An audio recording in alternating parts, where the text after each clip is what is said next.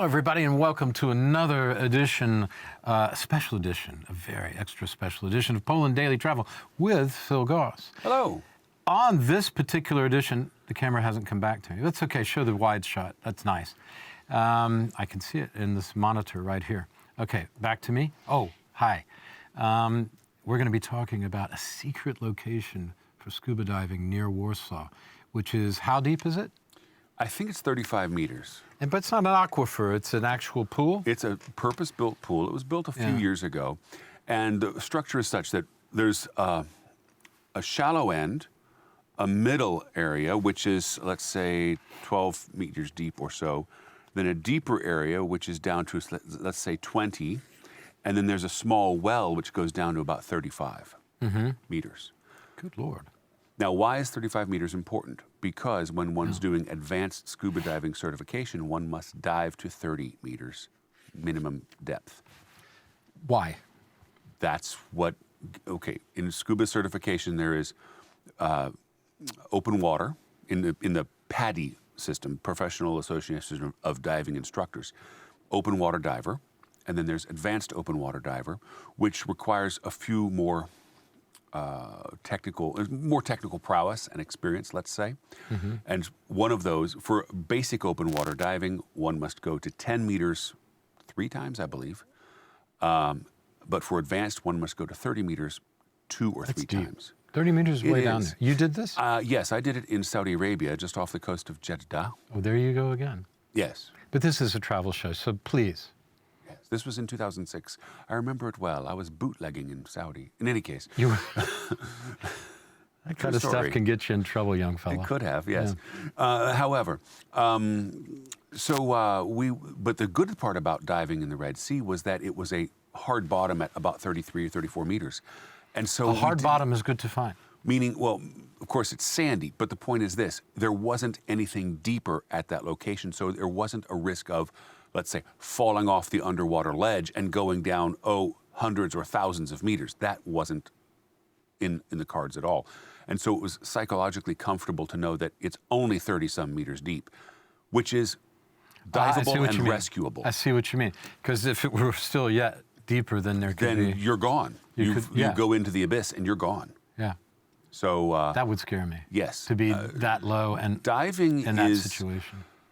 It looks like it's a fun day swimming, but when one is diving, one is always checking everything. It seems like work to me. It doesn't seem like a fun day. It seems scary. It is adventuresome. Until you get used to it. Yeah, well, there's a part of it. Do you get used to it? Yes. Yeah. Okay. Where you are able to pace yourself and control your air usage so that you don't burn through your tank so quickly. But also controlling your depth, controlling your navigation, and controlling your dive time, because you need to look at both time and depth insofar as your nitrogen absorption calculations are concerned.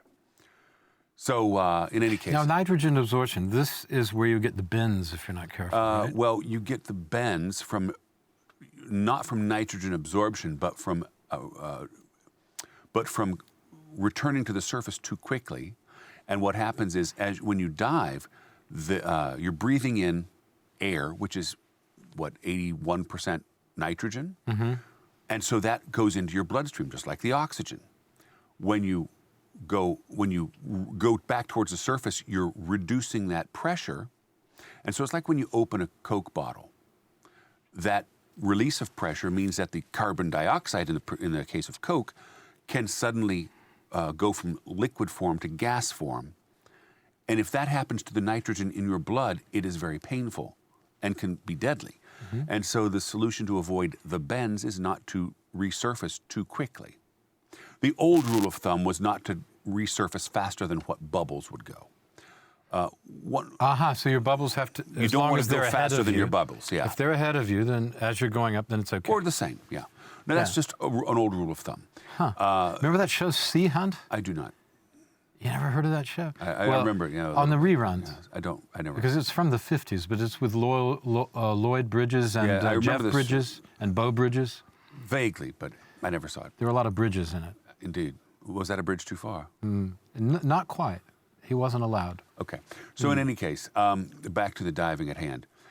Deep Spot is a wonderful place. They've got a sailboat sunken in there. They've got an underwater, let's call it cave. It's, of course, just walls and a ceiling, but you can do all kinds of things at different platforms. A And where platform exactly that's is about it? yay We deep. ought to go in a It's, second. 20 kilometers out of Warsaw. 20 kilometers, which A direction? I think to the southwest.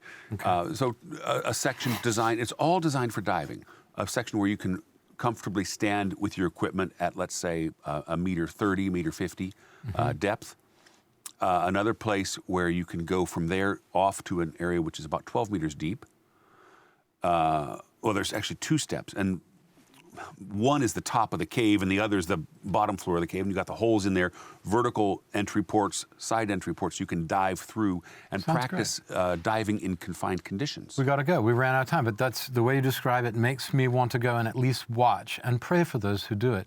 One last question, just yes or no. Alligators?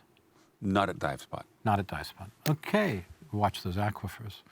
Okay, everybody, thanks for watching. See you tomorrow night.